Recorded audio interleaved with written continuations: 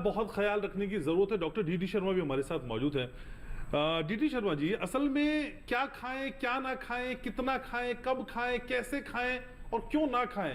Sir, इतनी व्यस्ततम जीवन में ये कैसे समझ पाएं और कैसे एडजस्टमेंट करें कि समय के साथ हम इस खाने की शैली को बदल पाएं?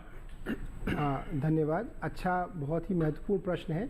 तो इसमें मैं सबसे पहले ये कहना चाहूँगा कि जैसे आपने बोला कि इस व्यस्त समय में, तो सबसे पहले हमें ऐसा क्यों लगता है कि ये व्यस्तता इतनी ज़्यादा होती है कि हम अपने शरीर के लिए, जिसके लिए हम सब कुछ करते हैं, हम अर्न करते हैं या जॉब करते हैं, जो भी करते हैं, सबसे पहले हम अपने शरीर के लिए, स्वास्थ्य के लिए करते हैं। तो क्यों हम अपने स्वास्थ्य के लिए सबसे पहले आधा या 1 घंटा नहीं निकाल सकते? तो जैसे अभी डॉक्टर साहब ने कहा कि लाइफस्टाइल मॉडिफिकेशन, जिसमें कि 2 चीज़ें आती हैं, जिसमें हम कहते हैं सबसे पहले डाइट होती है और बाद में एक्सरसाइज होती है। तो सबसे पहले हमें कम से कम ये करना चाहिए कि हम अपने लिए सप्ताह में ज़्यादा नहीं तो 5 दिन का समय अवश्य निकालें। अच्छा। अगर 1 या 2 घंटा नहीं निकाल सकते तो कम से कम 1 घंटा हम अवश्य निकालें। हम ऐसा क्यों करते हैं कि हम सारे काम अपने करते हैं और स्वास्थ्य को हम पीछे रख देते हैं। तो जहाँ तक डाइट का प्रश्न है, ये हर उम्र और व्यक्ति के जेंडर वगैरह पे भी निर्भर करती है, लेकिन कुछ चीज़ें ऐसी कॉमन अवश्य हैं जो सब लोगों को फॉलो करनी चाहिए।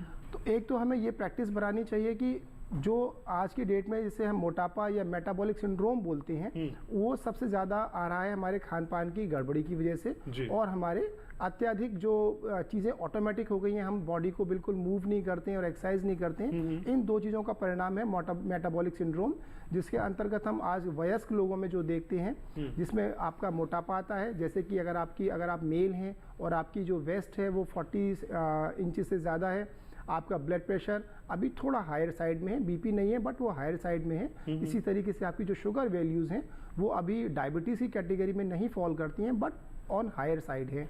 इसी तरीके से आपका जो बॉडी मास इंडेक्स है वो भी ज़्यादा है। तो अगर ऐसे सिम्टम्स किसी को मिलते हैं तो उन लोगों को बहुत ज़्यादा सचेत होने की आवश्यकता है कि वो समय रहते इनको ठीक कर लें, अदरवाइज उनको भविष्य में हार्ट की संभावना, स्ट्रोक की संभावना और डायबिटीज जैसी बीमारियों की संभावना आम व्यक्तियों के मुकाबले कई गुना अधिक होने के